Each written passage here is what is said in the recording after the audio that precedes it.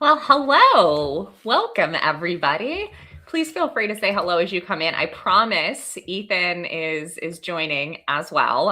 He's going to be here in just a second, but super excited to be here with everybody for community conversations. And we are going to be talking about all sorts of fun things tonight, but also just connecting in community with one another. You may have seen on the graphic, I'm also really excited that now Stick with the Ick is officially sponsoring community conversations, which I am really pumped about and excited to see some Icksters that are coming in here as well. So we'll talk a little bit about that, but mostly we're just here to support and to chat and to answer your questions, but also to be together in community. So as folks come in, feel free to tell us hello and where you're watching from. I already see Nathan and Spence and Beth and Norway. So again, as folks come in, feel free to tell us where you are watching from. And I'm going to go ahead and jump into our disclaimers really quick so we can get into all the fun stuff. So this live stream is educational and is not intended to replace therapy. For treatment-related questions, please work with your provider or contact a local clinician. You can use the IOCDF's online resource directory at iocdf.org/find-help to locate a trained clinician near you. And I always like to note, if you have not gone to this resource before, this is one of my absolute favorites to really find a clinician in your area that specializes in OCD. In addition, the International OCD Foundation is not a crisis hotline. If you're in a crisis or if you're ever feeling suicidal or unsafe, please call the Suicide and Crisis Hotline at 988. You can also go to your local emergency room or call 911. And finally, we want to create a safe space. We want to be kind and respectful to absolutely everyone. That's why we're here. Because at the end of the day, we're here to support one another in community as individuals navigating this OCD and life journey. But I note that this is being broadcast on several social media platforms and is being recorded. So please keep that in mind as you comment and as you respond and as you support one another. Now, I think that my co-host is here. Here he is. Didn't want to interrupt your preamble. I was preambling. You preambled well, I thought. Thank you. Very preambly. Yeah. Well, I was just saying hello to everybody, and we already have some comments going on. And welcome Emily and Sadie. And I see Phyllis here, and just had been saying hi to folks. And so welcome, Ethan. Do you want to tell everybody how you're showing up tonight? I am scattered and nuts. Okay. It's almost like options for hash browns at Waffle House. I get that. Hi, Amy. So good to have you here with us. Scattered, smothered, and chunked. For sure. It's been a day. It's been a week. I'm a little like frenzied and amped. So I'm not responsible for anything I say. Katie is.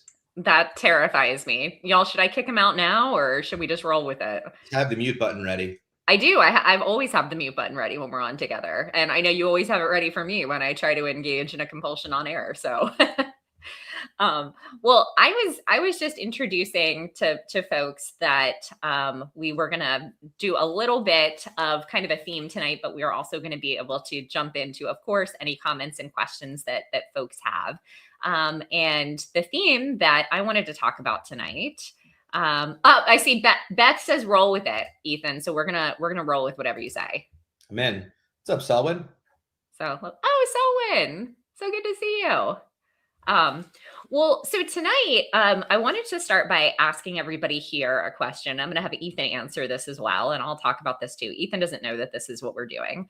But as in honor of the first time that this is sponsored by Stick with the Ick, we are going to talk a little bit about the theme that we're kind of doing over there this week, partially because it's one of my favorite themes. And that theme is self-compassion. Self-compassion. And more specifically, what? Well, you rolling your eyes at me? No. Why are you rolling your eyes at me? No, just my inability to practice self-compassion. Well, good. Okay, so Ethan, it wasn't directed at you.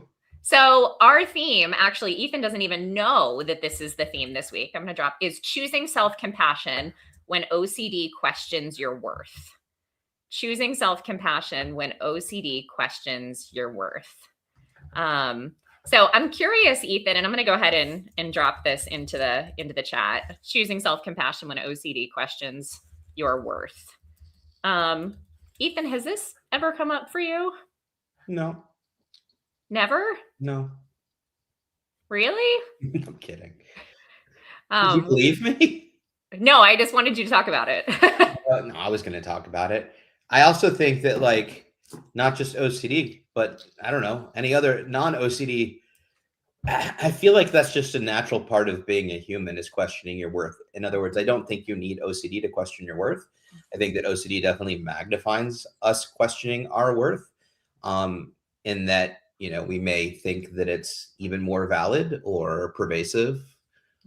So yes, I definitely relate to it questioning my worth, as well as, um, my talents, my aptitudes, my abilities, who I am, what I am, um, my physicality. Yeah, causes a lot of questions. But worth is the conversation, so I should probably stick to that, huh? Well, and I want to drop this in the chat for you, and then we're going to get into some of the questions that other folks are asking too. But I want to ask everybody here this question of when OCD tells you your worth, or when OCD questions your worth or tells you that you don't deserve compassion, what does that sound like for you? How does that come up? Because I think that's kind of a universal experience where it feels like we don't deserve compassion. And Ethan, I'm curious, what is this? What does this sound like for you? Where does this come up? I'm in the middle of it right now, so uh, it comes up in a lot of different places, and it's sneaky because I And hi, Denise. I just saw Denise. Hi, Denise. excuse me, Sorry. Go ahead, Ethan. it's just Denise. We love Denise and Hi, love Denise. Lana. Hi, love Lana. Ooh, I haven't seen Lana in a hot minute. Good to see you. I'm soaking in the bathtub doing my gluteal exercises while listening to the live chat. Oh, community conversations. Love Maybe it. that's the secret, because I do them on my office chair and I constantly get chafed. So Oh my gosh. yeah, thank you, Love Lana. I maybe have some ideas now. Anyway, visuals no one wanted. Yeah. Um, I think that we, at least for me, I have very strict rules around, unintentional rules, but rules nonetheless, around what is valuable, what I'm trying versus when I'm not trying, and when I'm doing a good job versus when I'm not doing a good job. And I don't know that those insights are usually helpful, in the sense that, I'll give a, for instance, I had therapy today. So I'll give an example, which is, I was talking to my therapist about working with a nutritionist and diet and food. And I was talking about how much I was struggling with some of the things that she wants me to do that take time. And my therapist replied with, well, you're stressed. You're really stressed and you're really busy. My immediate response to that is, that's not true. I'm just not trying hard enough. And I know I'm not trying hard enough. And here are all the reasons why I'm trying not. And so, my therapist says, well, why do you think you're not trying hard enough? And I said, because I have hours in the day. Last year I had meetings every day. And this year I'm not like that. I don't have meetings every hour. So in my mind, it's like, well, I had 2 hours this morning and I chose not to hard boil eggs. I don't throw specifics out there, so therefore I'm just not doing what I need to be doing. And therefore I'm questioning my worth and my abilities and my willingness to change and all of those things. And, she kind of threw out the very novel idea that you don't need meetings to be busy or stressed. And I was like, huh, that's interesting. You mean, yeah, do you have like other busy work and things going on with family or house or business or, I'm like, yes, there's 400 other things going on. She's like, okay, then. But in my mind, because I didn't have a meeting, that meant that I was failing at this thing that I needed to do. And because of that, it was a direct reflection on my self-worth, right? My ability to take charge and make changes and do things that are uncomfortable. When in reality, it's just a lack of capacity for me to make changes. Just like, don't have the capacity because I'm managing so many other things. So then you look at what are things you can change. So I don't know if that answers your question. I told you you're not responsible for anything that I say. It probably won't make sense tonight, but it's just an example that literally occurred 4 hours ago when I wasn't. Yeah. I'm so glad you and I think that makes so much sense and is in line with some of what folks are saying in the chat too. I see Sadie saying my OCD puts all the pressure on myself for things out of my control. And then when the worst happens, it's all my fault. My belief. Therefore, no self-compassion. I try really hard, but it's really scary. And Spence says, for me, it's like my dad's voice when he says, "Oh, what's wrong with that kid?" My first theme was I'm a bad person because I let a flag touch the ground. Spence, you and I are so similar. I can hear remnants of childhood in my OCD kind of voice in the, what being a bad person or what's wrong with me. Phyllis, your OCD says I'm lazy, so I don't deserve anything. And yeah, it's such a jerk like that when everybody here is working so hard in their OCD journey. And I like what Enoch said here, that self-compassion is recognizing we may not do our best or what we would like our best to be, and accept that we can always try again. I think that's a really big piece too. So I just really appreciate folks sharing that. I'll say for me, in answering this question, I'll say my whole OCD experience was feeling like I didn't deserve compassion and like I didn't deserve to get better. And for me, it was really two reasons. One was I thought my intrusive thoughts were too bad or were too shameful for me to deserve compassion or for me to deserve recovery. And the other piece is I think honestly, I felt like I was a minister and I just wasn't working hard enough. And if I'd been working harder in treatment, or bless you, Ethan, if I had just done a little more, bless you, Ethan, or prayed a little harder, that it would have gone away. So it felt like it was like my fault somehow, or I had done something wrong to deserve OCD. But a big piece for me for a long time was being super hateful to myself. And when Ethan and I met, when we first met, I hated myself. I absolutely hated myself for lots of different reasons, primarily OCD. And I always say, even before we dated, Ethan was one of the first people in my life that I saw the way that he communicated with me as a friend. And I was like, wait, maybe I am not bad. Maybe I am deserving of compassion. Maybe it's worth being nice to myself the way that he's being nice to me. And it like totally flipped it for me. And I always, as I've said this in our vows, it was like really the first time I saw myself in a different light. So yeah, thank y'all for I go through seasons of self-compassion. Yeah. Sometimes I do really well with it, and other times I completely forget that I should be even using it. It definitely, I've said it for years. I learned self-compassion in 2019. I had to learn it. Maybe I did it before, I don't know, but I think I'm going to make a correlation. Listen, Enoch, I hear you, but I've also had hard-boiled eggs, and they're freaking disgusting. Like, I don't know. But I appreciate that. Maybe I'll give Trader Joe's a try. I don't know. So, there has to be a correlation between the way we speak to ourselves when we have OCD and feel helpless. I can't speak for anybody else, of course, but I'll speak for myself in that, my journey was 30 years from onset of symptoms for OCD, which was, as a kid, and diagnosis at 14 or 15, but I didn't get treatment until 31. And I think I spent most of that time feeling like obviously I was broken and something was wrong.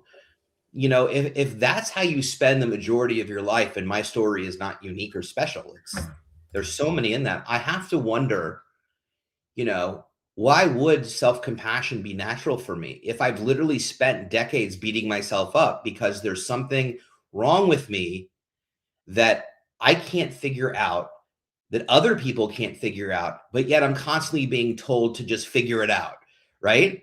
Like, get over it, stop doing it, you're being weak, try harder, go for a walk, just breathe. Whatever everybody else's belief of what OCD is or how to treat it. So, if I'm not receiving self-compassion from other people, and even, unintentionally family or friends, When family would say, well, people that don't have, people that live in third world countries aren't worrying about that. They're worrying about survival. Like, it's like, well, that's not helpful, So I have to ask myself, like, maybe that makes sense. Maybe the fact that I was so devoid of self-compassion because I didn't even know what was going on or who I was. And then when I got better, I guess I never learned it because, and I'm not saying I never received compassion from other people. Of course I did. But at least my internal dialogue at that point was so just burnt out on myself and so just over me and the frustration of navigating what it is to be Ethan and Ethan's brain, that it makes sense that maybe I didn't learn self-compassion or how to love myself. And then when I got better and sort of charged into life, the MO was, you better make up that 30 years. You better get back to where you should be. Let's see, 31-year-olds your age are doing X, Y, and Z. You better figure that out in the next 4 weeks. And you cannot have self-compassion if you fail because you don't have a choice. You have to do this. And then I was off and running until I completely kind of just fell apart. I'm only now making the connection that I now think I personally learned self-compassion because of such lengthy experiences with OCD. So it's an interesting correlation that I'll further reflect on, but I don't know if that makes sense, Katie, to you. You're on mute, but I'm sure what you're saying is super helpful. Oh, I was highlighting things to come back to. Sorry about that. It makes so much sense to me. And I think, what I was thinking as you were saying this, I think for me, it felt like not necessarily because, it took so long and I have to, get back into my life. I think for me, maybe because of the role I was in, or maybe this is just because how we see ourselves. I felt very much like anybody else deserves compassion. I don't. Like anybody else deserves somebody to be nice to them in the midst of this. I felt like I just need to get I know it's a family show. I have lots of words that come to mind. I just need to get my stuff together here. And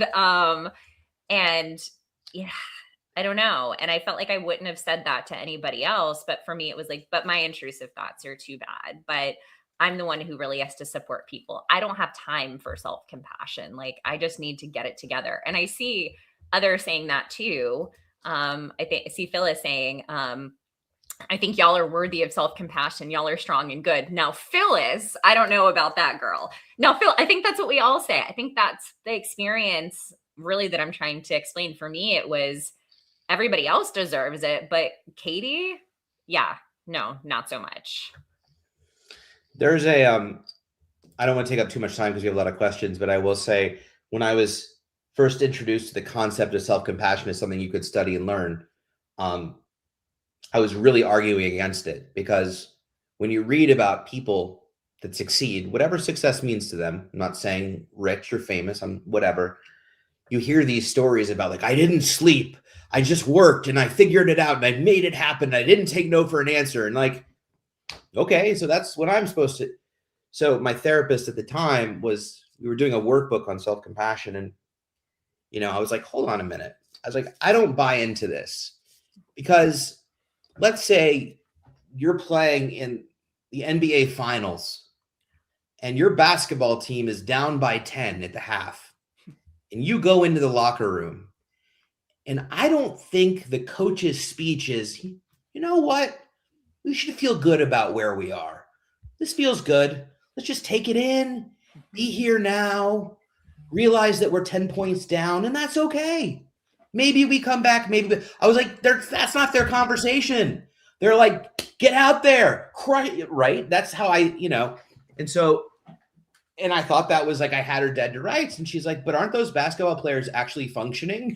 Like, you're not functioning. You're literally not moving. You're paralyzed because you're literally just beating yourself to a pulp. And I was like, well, that's fair, but I always thought that was the way, right? You just had to just come down on yourself and beat yourself and beat yourself and beat yourself until you actually accomplished what you were looking to do. That is not the way. I clearly had much more movement forward when I started to give myself self-compassion, which isn't necessarily Selwyn, I saw your comment later on, like, loving yourself. I mean, I know what you're saying. It's more along the lines of accepting where you are and what you've done and that you can be better. And simultaneously, you're just not going to penalize yourself or punish yourself for being whoever you are or whatever you've done in this moment. Mm-hmm.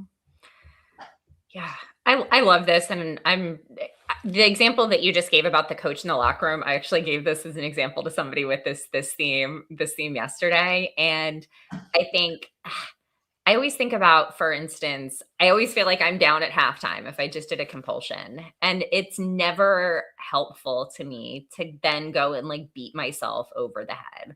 And I always tell folks, like, I think we kind of have a couple different options here. And two of them are black and white. And then one is in the gray if we did a compulsion. And the one kind of side of the black and white is we can be really jerky to ourselves and be like, I totally messed up. I knew I wasn't supposed to do a compulsion. I'm an awful person. I'm never going to get better. Like, what the heck's wrong with me? So that's option one. I think option two, which also isn't really compassionate, is just letting ourselves off the hook for that and just being like, oh, whatever. I don't care if I do a compulsion. I can do a compulsion whenever I want. That's actually not compassionate either. I think the gray is compassionate without being satisfied, or fierce self-compassion. It's kind of how I think about that locker room space of being able to say, man, Katie, OCD is really hard. Of course you engaged in a compulsion. You can give yourself a lot of love for that. And let's make a choice to move forward in a different way. And I think that that's actually so much more effective than like beating yourself over the head when you mess up. I also think it's fascinating how you can always see it in other people, but not in yourself, Totally. I was just thinking about, there's a man online that's going through a weight loss journey, and he's documenting it on social, the whole thing. And when he beats himself up or talks about he doesn't deserve it or he's just going to give up, I'm like, this guy's so hard on himself. Like, you got to stop it. You let yourself have, and I leave comments and I'm like, what do you, and I'm just realizing, I'm like, oh, I should give myself that advice, because, the way he's talking to himself is the way I'm talking to myself. So it's always just fascinating how we see it in other people, but not ourselves. I see it every day on whether it's like Stick with the Ick or on social media. And I see people beating themselves up. And I'm like, these are literally the nicest people ever. And I can't see that in myself. I really can't. I need to hold myself to a different standard. Well, I want to go back to some of these. We have some questions and comments here. I'll go to the self-compassion comments first, and then we'll loop back to some of the questions. But I think there's some really great things in here that I highlighted. Sadie said, I really do need some help with self-compassion. I desperately need it. I know I do, and my soul is aching for it. But my mind makes it a big no-no. I get physically sick and panic when I try to love myself. I don't know, Ethan, if you have any thoughts on that.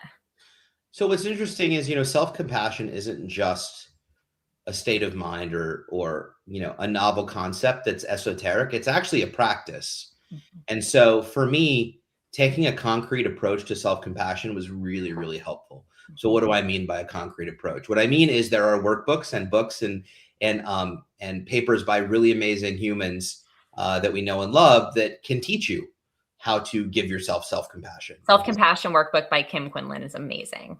It's actually a skill you can learn. And that for me was really helpful, because I thought too, what Selwyn is saying, oh, it's just loving myself and it's kind of hippy dippy, and but no, there's a lot of things that go into it. There's a lot of ways to practice it, and it's a skill, and I will be a lifelong student of it. So I understand and relate to that. And simultaneously, I would suggest looking into some workbooks. That's what I did. And that was really, really helpful. And to Katie's point, Kim Quinlan's workbook on OCD and self-compassion is really, really good. Kristen Neff is also a great author who writes a ton of content on self-compassion. So yeah, we're all deserving of it. And like I said, for me, it was like learning Japanese backwards. But you can get there. Yeah, Kristen Neff, and I can drop this, and actually it's really easy to find if you just go on her website. She has a whole kind of area of free self-compassion practices too, and practices like Ethan's talking about. And I think to actually sit down and do that can be a really, really beautiful thing. Okay, I also wanted to go to, are we allowed to say curse words? Yeah, I had a lot of it was because I was like, I don't know what I ended up saying, but yes. Yes, you're fine. You're totally you are totally fine. That was my own moral scrupulosity. We try to be careful. I've dropped F-bombs on many of places, but you are free to, as long as you're respectful to others, you're totally fine. Yeah, no, that was totally me being like, I'm on an IOCD upstream. I need to think of the right word. Yeah, y'all are fine. But that was a funny question. Um, let's see. I think a lot of folks have the cognitive belief that being hard on yourself is somehow protective.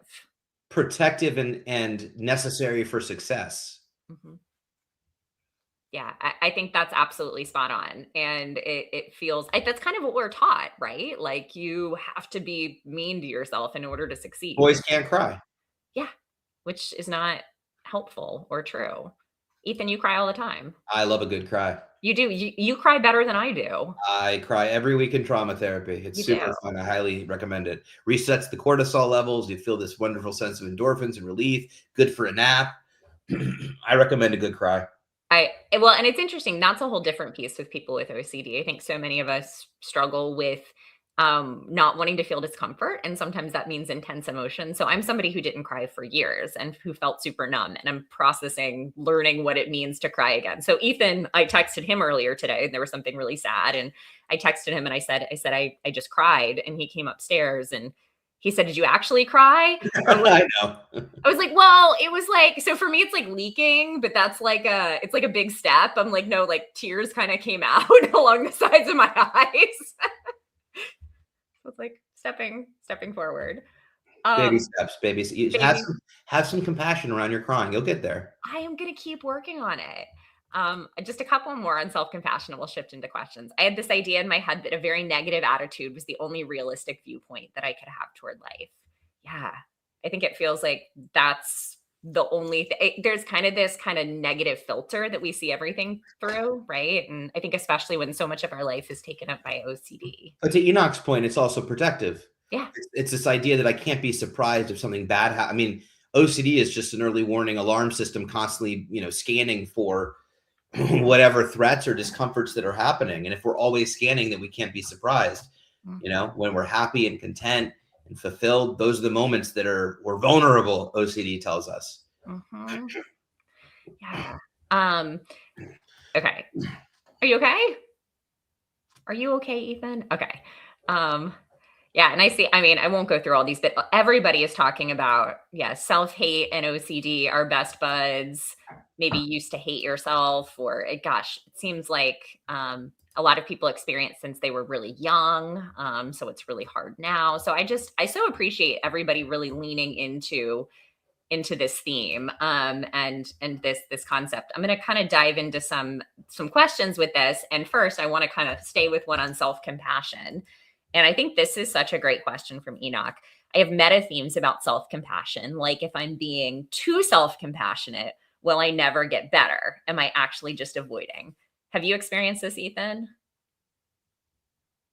I was just reading my mom's comment. It's interesting. Oh, I haven't gone. I was. No, you're fine. You're fine. Okay. I hadn't gotten there yet. Okay. It was just, I hadn't thought of it from that way, so it shook me a little bit. Thanks for the deep cuts, Mom. Enoch, I have meta themes about self-compassion, like if I'm being too self-compassionate, will I never get better? Am I actually just avoiding? I'm sure, but it's a balance. Everything's a balance, but I don't think you can self-compassion your way to failure. Well, and that's what I was going to say. OCD latches onto that too, Enoch. And it sounds like that's what it's doing for you. Like, you can't be compassionate, right? Because if you're too self-compassionate, you're not gonna get any better, and you're avoiding and again, OCD is such a jerk. And I think anything can be compulsive, right? It's all about the function. And OCD can actually make it compulsive to worry something is going to become compulsive, and worry it's going to become OCD. And I was talking to somebody about this earlier that was like, well, I can't do that thing that I really want to do because I'm scared it'll be compulsive. And I think self-compassion can fall into that same camp. Like, I can't be nice to myself because, like, what if I'm too nice to myself? What if it goes to that place? And gosh, you are so deserving of compassion. And I really think if OCD is coming in and saying, what if you're too self-compassionate? It is just throwing you off the trail. And you can absolutely get better being kind to yourself. I actually think you have a better chance of getting better by being kind to yourself. It's all a balance. Self-compassion can show up in many ways, many forms. Self-compassion doesn't just have to be, sitting in lotus position on the floor with your thumbs, this thinking about how much you love yourself. It can come in a variety of ways and I give Katie compassion sometimes in ways that are obvious and sometimes in ways that aren't obvious to her, in ways that she may feel aren't compassionate, but they come from such a deep love and support, and a place that I feel, may elicit, the response that we're looking for, and vice versa. Tough love is compassion, even though it can seem on the outside so cruel. So it can really manifest in a number of ways. I don't think we shouldn't try to be so black and white or rigid around, all or nothing in terms of too much compassion, not enough compassion, and how it's supposed to look. Absolutely. Yeah, I'm seeing folks want to have like a cry day. I totally am about, y'all can help me with my crying. And oh yeah, Amy, and I think Chris answered this below too. Yeah, so I am an ordained minister in the UCC. I'm also a clinical chaplain. That's really where I work now. I have been working in interfaith chaplaincy for a long time. So I work with people across different faith traditions. I'm not a therapist. I have the pleasure of working as a chaplain alongside a lot of different therapists. And I specialize in scrupulosity. So I help therapists navigate what's faith and what's OCD and how do we develop culturally responsive exposures. And I run an organization called Stick with the Ick that I see a number of Icksters here in the chat, where we talk about all things faith and OCD and offer support across traditions. I just live here. And Ethan is just awesome. So can I put what your mom set up? Sure. No, yeah, I'm not afraid of it. Okay, I didn't know. I was still, I had missed it because I was reading stuff above. Okay, just, So what got Ethan going a lot of times is his love of music, acting, singing, writing. Knowing you have some gift will help you love yourself and gives you reasons to work on your OCD. Giving yourself self-compassion. Find your joys and strengths and see those as your goals. Not easy, but then you know you're worth it. Ethan felt self-worth often in the midst of his worst OCD times. That's what I saw. He had dreams. Everyone does. OCD doesn't define you. You are so worthy. Thank you, Liz. That's Ethan's mom, for anybody who didn't know that. Otherwise known as Katie's mother-in-law. Yes, and my mother-in-law, who I love very much. But for folks, yeah, Ethan, you are just... Also, I'm just reading this and like, you're so talented and just, yeah. I also, okay, I was seeing if there was, okay, so I'm going to dive into some of the questions and then I'll go below because we have lots going on here. Okay. So Beth asked at the beginning, talked to my doctor yesterday about what's going on. Happened to mention maybe being allergic to shrimp due to a minor reaction. First time, thought it was just a seasonal allergy. Second time, figured definitely not. So she recommended an EpiPen in case. My OCD is probably going to latch on. I said, thanks a lot. And we laughed. Oh boy. So I saw that. I just wanted to affirm, Beth and Ethan, I'm curious what you think too. I think it's such an awesome job that you're already noticing OCD is probably going to latch on. OCD is probably going to pack a suitcase. And I get to decide how I respond to that. And I have a more important question for Beth. Oh gosh. What's your... Was this a virtual visit or in person? I who knows? I'm asking. Oh, right? Yeah. Well, Beth, you can answer. Because we wanted to be she left the house in person. Oh yeah. Beth, is that an in-person visit or a virtual visit? Oh my gosh. That's the real question here. That's what I was saying. Okay. Inquiring minds want to know. Oh gosh. Oh, and I see, okay, I'm like jumping virtual. Meh. Okay, no, it's okay, Beth. We're still I just loved her response to that. I agree. Yeah. I have an Epi nose spray now. So there you go. And I saw, yeah, Kimberly, we talked about that briefly a second ago. I think it's so important to talk about fierce self-compassion. So I was talking a second ago, even about how when we respond to doing a compulsion or something like that, it's not just this, oh, like, that's totally fine. Like there's this piece of, no, I care so deeply about myself that I'm going to give myself love in the midst of this really hard moment. I love the concept of fierce self-compassion as a motivator, even to fight OCD. It's not all gentle. I think that's such a great point. Okay. Okay, so question from Amy Long at 7:07. So thank you for being patient with us as we loop back. Going to doctors for a checkup this week, labs and the whole bit, but feeling anxious about it and really worried and have sensations. Any advice? Ethan, as our resident health anxietier, I will let you field this question. Well, Amy, no, I'm just kidding. First of all, I feel you, and totally get it. For those of us health anxiety peeps, it can be really challenging, for doctor's appointments, checkups, tests, unknowns, concerns, feelings, anxieties, somatic symptoms, psychosomatic symptoms, and everything in between. It's definitely a challenging.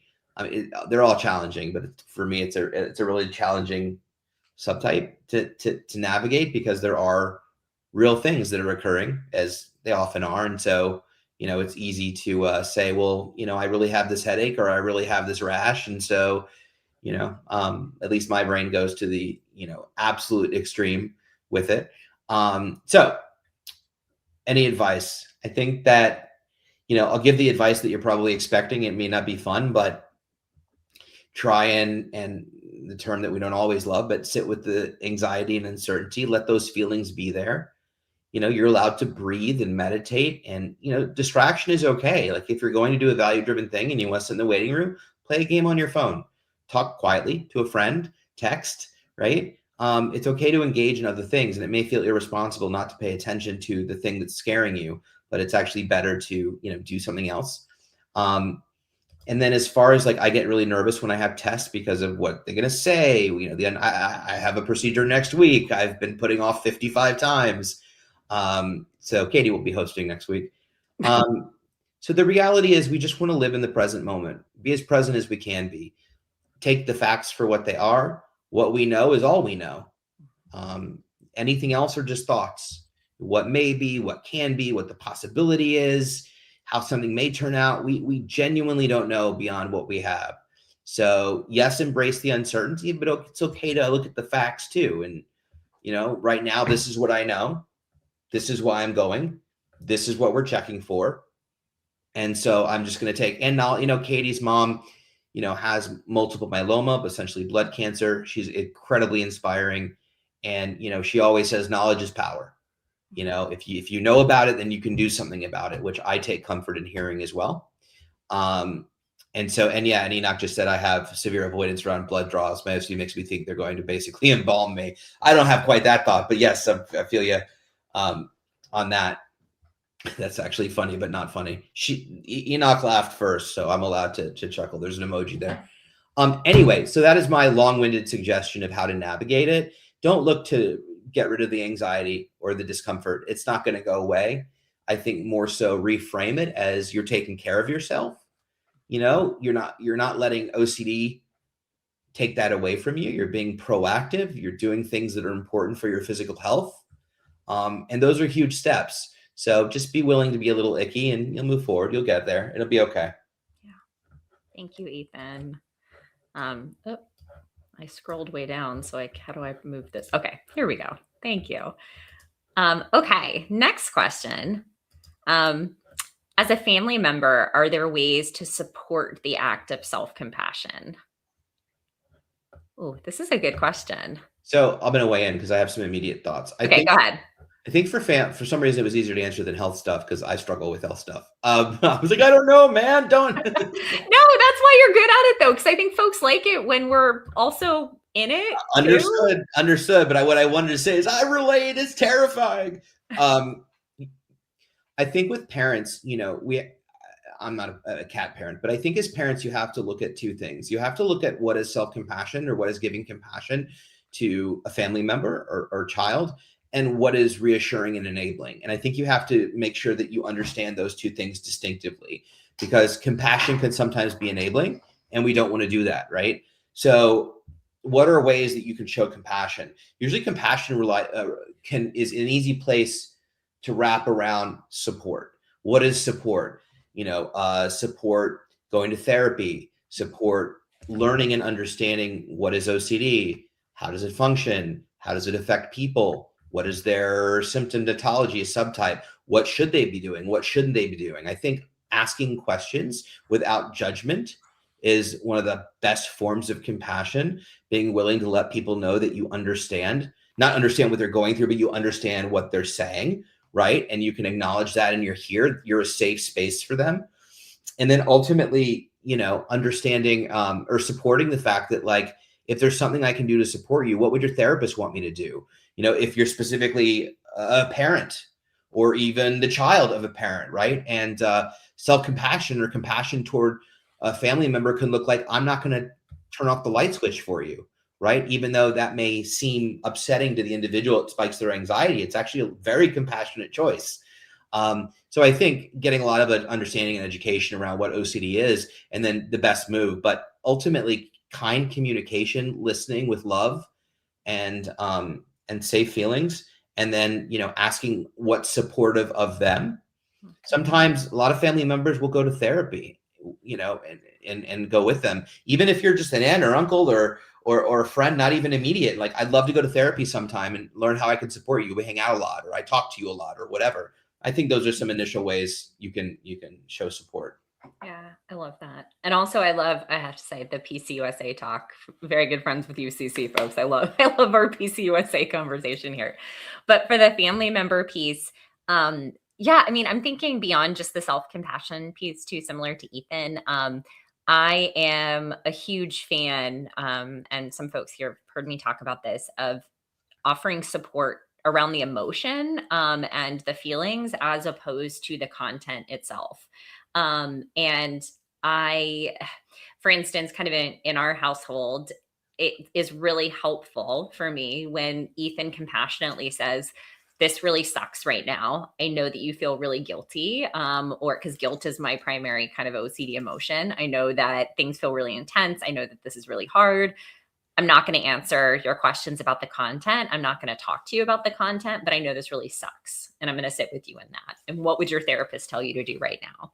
I think that is the most kind of compassionate thing he can do for me. And I will go ahead and say that in this current state, and also name that, Ethan, sometimes when you do that, I get pissed off. I was actually going to say that I'm going to keep this queued up and play this for you. Yeah. So how do I respond when you do that sometimes, Ethan? I think this is a great example.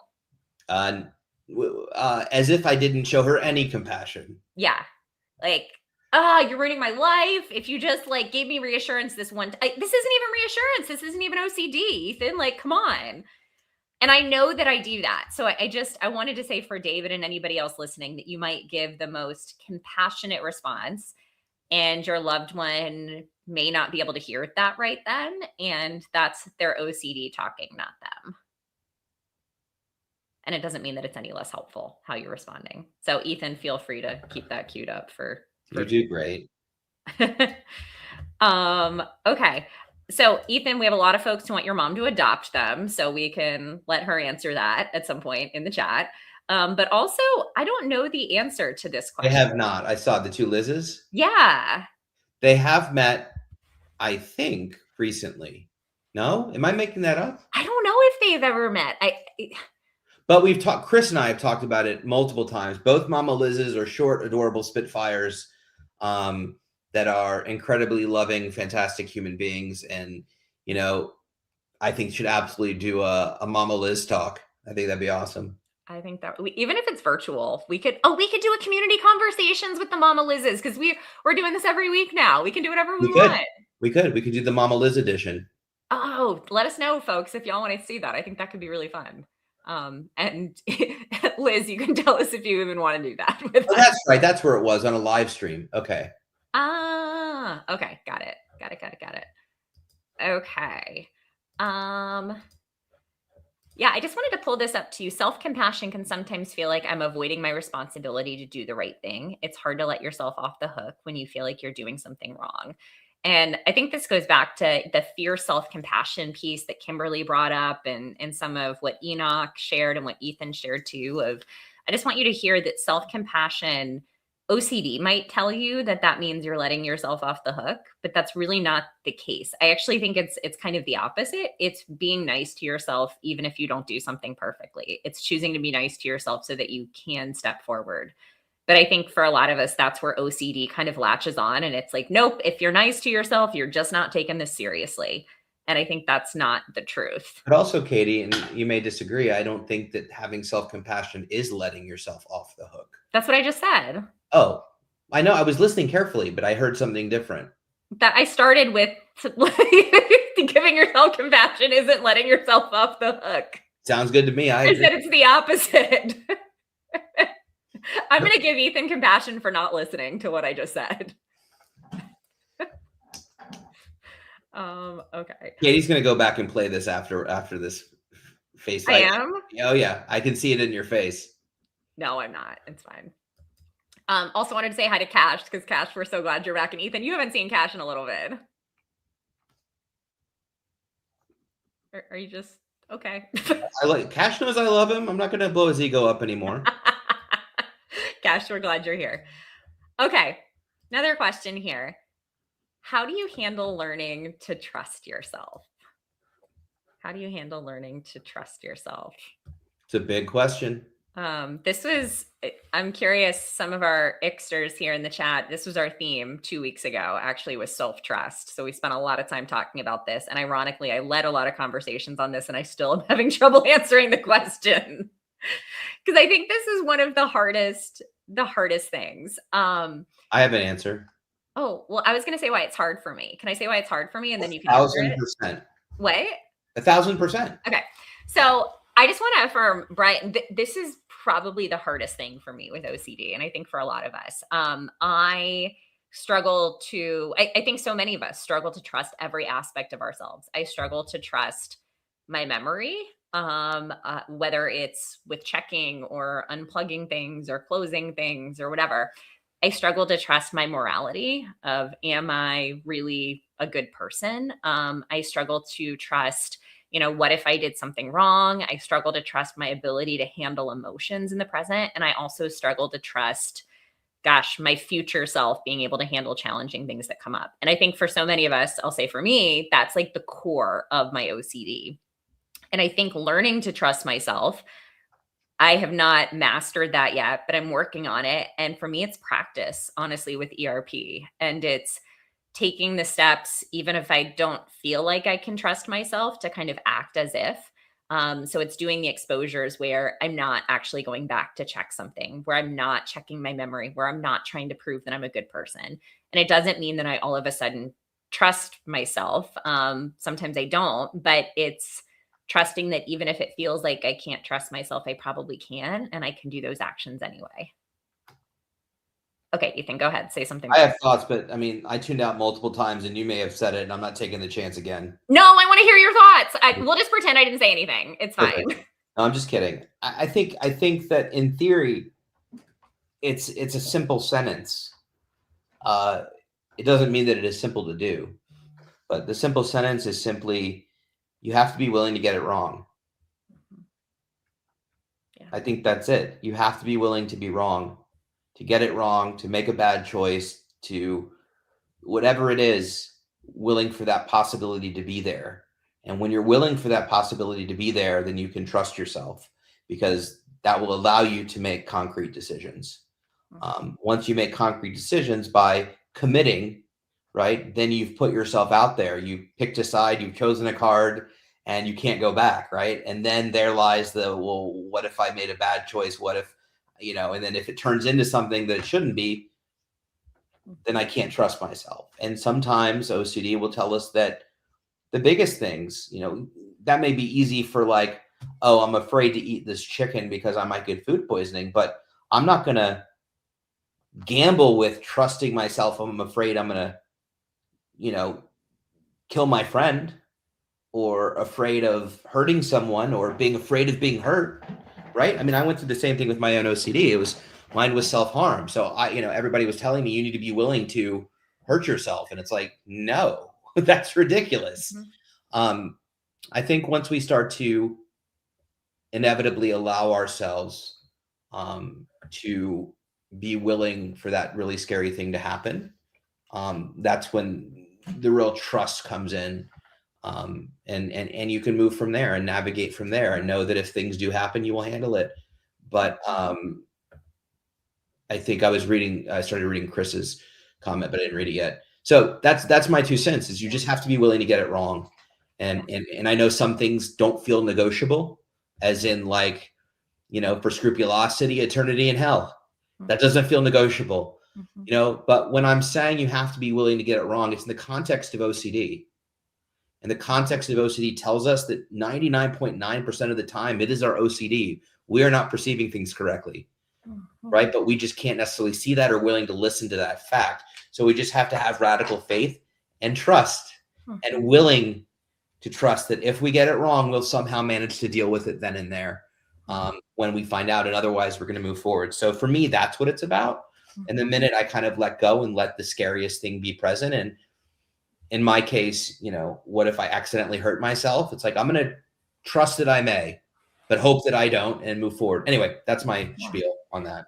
And I see, Brian says real event, false memory OCD. And Brian, that's very much my experience too. Everything for me has been moral scrupulosity, harm, real event, kind of false memory. I mean, I've dabbled in other themes too, as I'm sure we all have. But the false memory piece for me was the really hard trust one. And I really, I was stuck for a long time, worried that I committed a crime that I didn't actually commit, and worried that, something really awful was my fault. And the more compulsions I did around it, the more real it felt, the more tangible it felt in my mind. And I think what my OCD used around that is, one, you can't trust yourself, and two, it's too irresponsible to let this go, or to do exposures around this. What if it's not OCD?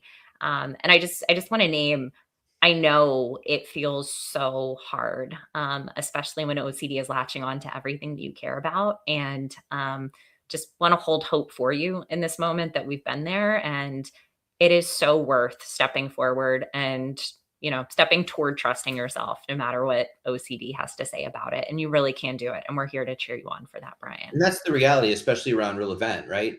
Yes, something actually happened, but after that, thoughts don't make it real that it's going to happen again. Well, and I was going to say, I was naming the false memory piece. The real event, I think for so many people, that was for me different kind of stuff.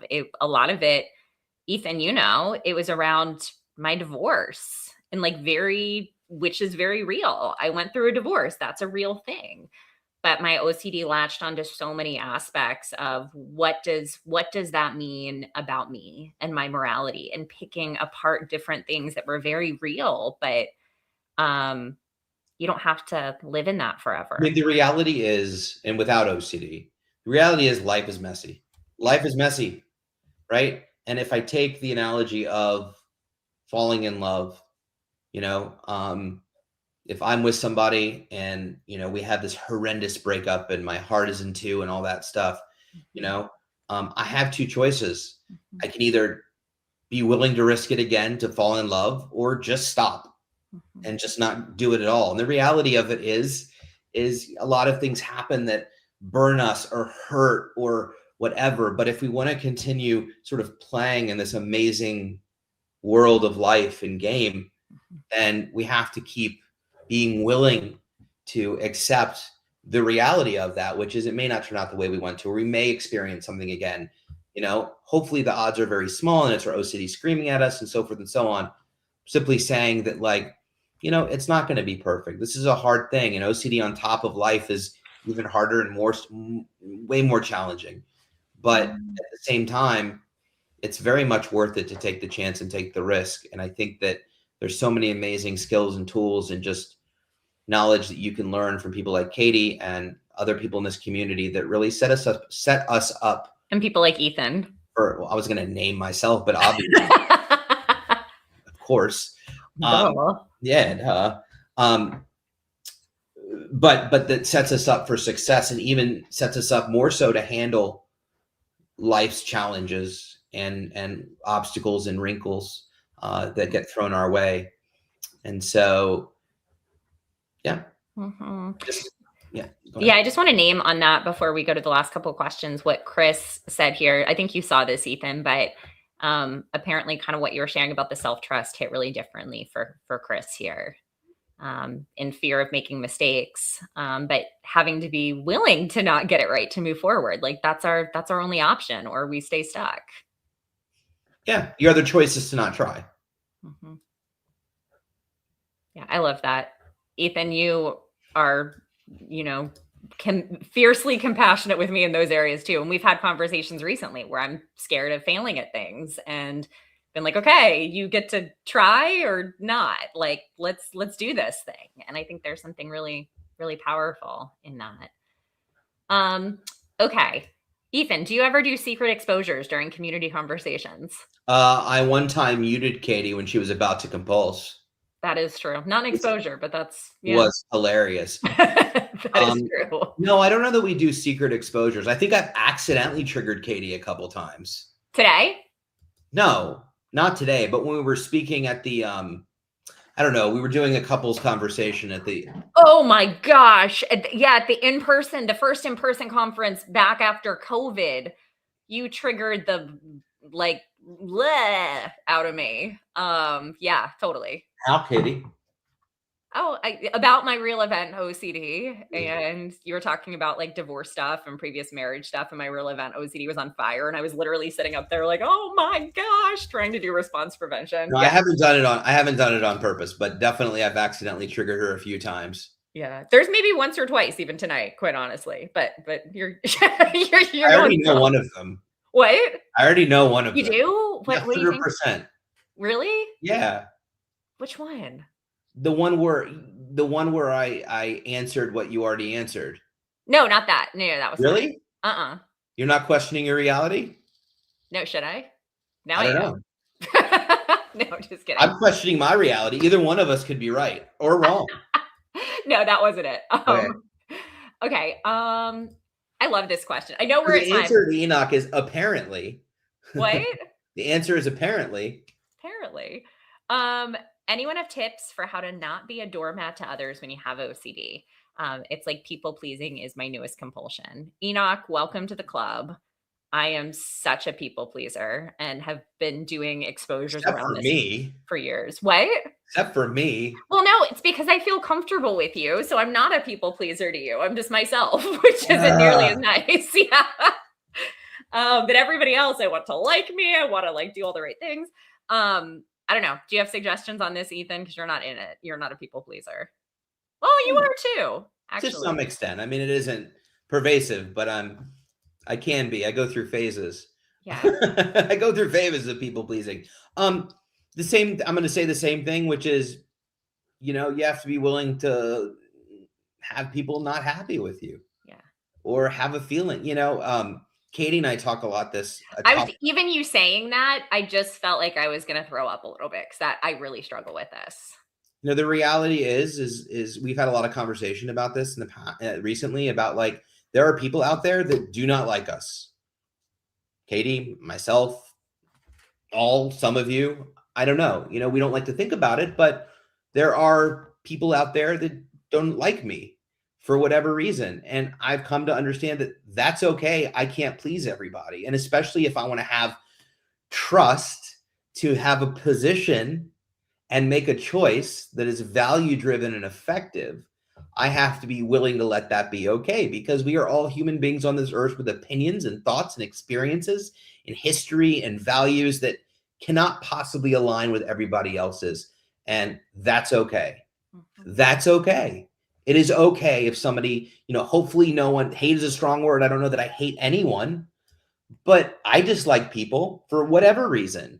And I think that's okay. I think ultimately, as long as we show each other respect, genuine respect and kindness when we can, I don't think you can have a position and live toward your values without, rubbing a few people the wrong way, because not everybody agrees with everybody. I mean, half the country is divided, at least in the States, and social media is nuts. And, so exactly, Cash.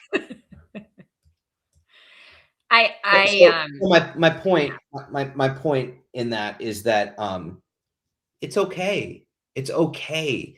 Be who you are. Make the choices that do not make choices for other people. Yes, there are people that we sacrifice for. My wife, for me, our family. We do things sometimes that we don't necessarily want to because it's the right thing. 100%. Not at all saying, however, people pleasing ultimately just takes time and values and things away from you, and gives that energy and that compassion to other people that may or may not deserve it. So it's okay. It's okay that not everybody likes us. It really is. Yeah. And I mean, I'll say, as somebody with moral scrupulosity, I really struggle with this. So, Ethan, I mean, I'll be honest, was this last week? Yeah, this was like a week ago. I had therapy and I was talking to my therapist about this with the work that I do in the OCD community and building business stuff. And this, fear around people not liking me. And my therapist was like, "Oh yeah, people totally don't like you. Like, you definitely have enemies out there." And I was like, "What?" I came to Ethan and I was like, "Was she just trying to trigger me? What does she mean by that? Like, I need to make sure everybody likes me."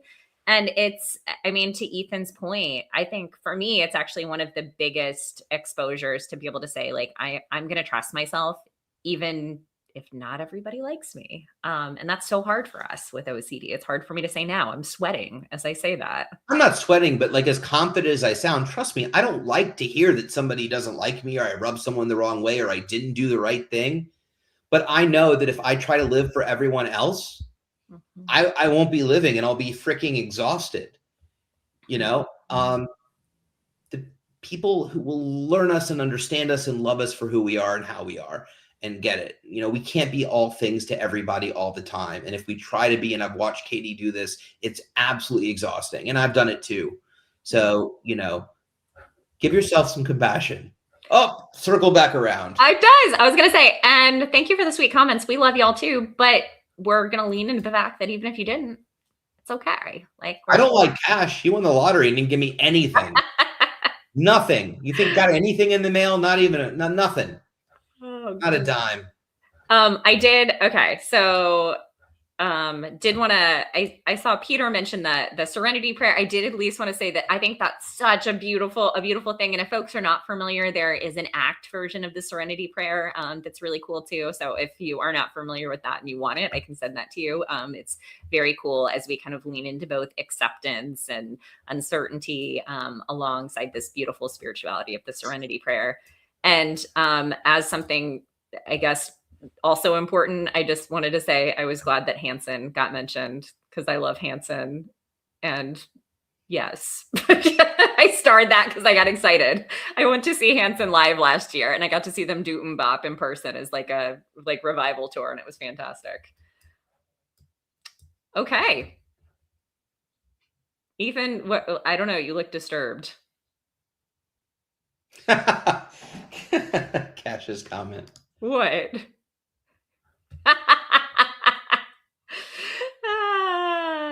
This is from a man that in my first few live streams told me I was going to die. Well, he did. He said, yeah, he told him a bunch. And yeah.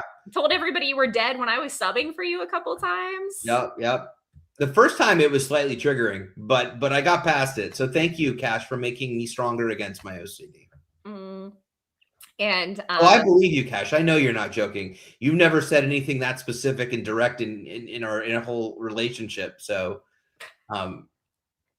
yeah, we'll have Shark. We'll have Cash on here, and he can pitch idea. We can take ideas. Oh yeah, I love Chris. Thank you for bringing this piece up of like, some people will not like us no matter what we do, and I think this comes back to the self-compassion piece again that we started with.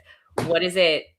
What does it look like to love and support yourself, no matter what that looks like? And thank you, Zach. Yeah, I would love for you to express your hate in book pre-orders. Thank you. Not for a while. I'm still working on the manuscript, so it won't be for a while. But yeah. Okay. Before we close out, anything else, Ethan? Are you seeing anything that we meet? I know Sadie had a question. Did I miss it? It was about her pets. Oh, I did see that. I think I unstarted by mistake. Okay, hold on. I don't know if Sadie's still on, but I know she's asked a few times about some things. Mm, Us too, Cash. let's see. I know it was on Oh here. my gosh, Cash willed it. His name is Cash. We should all change our name to Cash. Whoa, You foretold. that's great. Okay, here we go.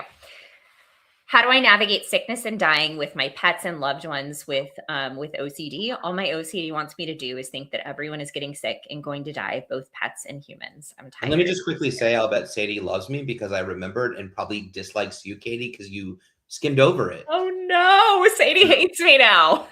Just tossing out there. Go ahead. No, I just wanna name that this is super hard, and we know that OCD latches onto the stuff that we care absolutely the most about. So it makes sense that that's going to be friends and loved ones, and is going to make you think of the worst possible scenarios. And I'll say Ethan hears me actually do this with our cats sometimes. I get a little bit stuck on like, what if something happens to our cats? Actually, Ethan, you get stuck on this a little bit too. And yes, you do. Oh, don't pretend you're all like, Oh, you mean like, yeah, yeah. yeah. Like, are they not going to be okay? Not I'll like, worry, but I'm not like door and refrigerator worried. okay, well, I'm door and refrigerator. That's a doesn't matter, but it's whatever. Um, but I think this comes up so much, and I think the irony is OCD. I don't know. It sometimes creates the reality that we're afraid of, and I'm not saying that it that it makes something bad happen to folks, but what it does is it. Wait, why are you looking confused, Ethan? Oh, I'm just listening. Okay. We're afraid of not being with our pets or our loved ones. And when we kind of get in these loops around OCD where we're so concerned about something bad happening to our friends and our loved ones, it actually distances us from them. Because all of the time that we spend with them, we're thinking, well, what if something bad happens? How can I potentially prevent this? How can I stop this? And I've been there with people I care about where I'm not even present with them because I'm trying to think, how can I prevent anything awful from happening? How can I, prevent all of these bad things? And the reality is that actually, by leaning in and accepting the really scary uncertainty around this, we actually get to spend really beautiful time with the people and the pets that we care about. Um, I think OCD comes in there and says, how could I not think about them getting sick and dying? How could I not prevent this? This would be like, I don't know, the worst thing ever. I have to fix it. But it's actually in the fixing it that we move further away from them. I think I Allison, just went on a really long tangent. no, it Sorry. was a wonderful tangent. I've been actually having a lot of thoughts around mortality in the past few months. I've been telling Katie about that as well. So, I think, and because of that, I've had some fairly strong intrusive thoughts and dreams recently about people that I care about dying and things like that. So echo everything Katie says. In addition to, you're going to have those thoughts, and those are realities of life. We don't want those things to happen. In fact, I'll share a very intimate thought with y'all that I had, which was like, I had this in the shower yesterday. I was like, am I gonna like keep it together mentally when my parents die? Like, am I gonna be able to handle that? Is it like, am I gonna just slide back and be really mentally ill, and sick because I'm not saying it right, but that was the thought, and that's a really scary thought because I don't want that to happen, but at least, as they say, nobody gets out of this alive. Um, so, however, as scary as a thought that is, our job isn't to hyper focus on all the things that are terrifying, because if we did, we wouldn't do anything. So I acknowledge that thought for what it was. Let it be really scary. Let myself have the feelings associated with it, and then put it to bed, because that isn't where I am right now. That's not the situation. And to Katie's point, we just want to live presently and in the moment. And I understand it can feel irresponsible or really scary to not pay attention to that. Like, that's such a big thing. And it is. And it will happen at some point. And that's scary to say. But to Katie's point, I can either really enjoy this time now, or really make it, the thing that I'm going to focus on, and really take away precious moments that I have that I'll regret. It's not something I can control. So I relate to the mortality piece. I think about it with my cats. I think about it with Katie. I think about it with myself. it's been really top of mind of late for a variety of reasons. It looks like Zach relates to what you were just sharing about too, Ethan. Yeah. This recently popped in my head. I actually hadn't had these thoughts before, so thank you for sharing that. But the point is that I have to believe that I will be able to handle it. I have to believe that I have an amazing support system and my wife and my other family and friends, and whatever happens, right? And we'll do the best we can. And in the meantime, just like anything else, I'm not going to focus on that, you know? Anyway, there's lots of analogies, but we're running late. But that's the short of it. Is I think you can. It's not time to mourn yet. You've got time with your cat or your pets. You've got time with your family. You've got time with these people, right? And so there will be a time to mourn, and that's hard. But turn your attention away from that. Let that be there. It can be a quiet voice in the background, and try to just focus on what's in front of you. You know. And that's hard. I do understand that's very hard to do, but you can honor those feelings. They're completely valid, and simultaneously not have to pay attention to them all the time. Yeah.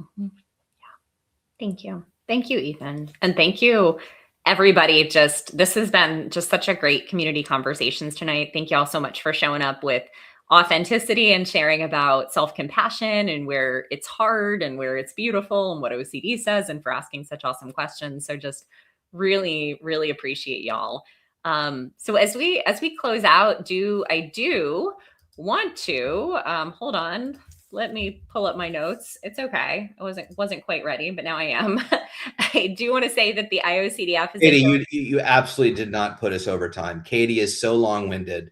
There was no chance we were going to be on time. Oh yeah, Sadie. Not to be reassuring, but that was totally me. I'll just and me, because I don't know how to stop talking either. No, yeah, if you put us both on, we're never going to end on time. It's not going to happen. Poor Love Lana said good night and thanks so much, and this was amazing like 7 times. Yeah, sorry. They're like, get out, y'all. Okay, I swear we're finishing up. So the IOCDF is a donor-supported nonprofit.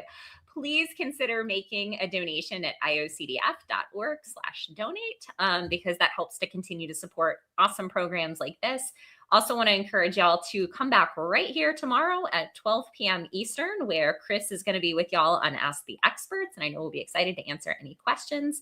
And also, I know we have lots of Icksters in the house tonight for the first Stick with the Ick sponsored community conversation. So we would, of course, love to have any of you as a part of the Stick with the Ick community, and you can head over to stickwiththeick.com. What? I'm kind of disappointed. Now that you sponsored this, I thought there'd be at least snacks. There's not snacks. No. But I was going to say that our support group tomorrow night, we are continuing this conversation on self-compassion when OCD says we don't deserve self-compassion. And then we also have a free event on Thursday about navigating OCD during religious observances. And then quickly, for those of you that have health anxiety, and fear of tests and things like that, next week, Tuesday, in addition to community conversations, I, Ethan Smith, will be getting a colonoscopy.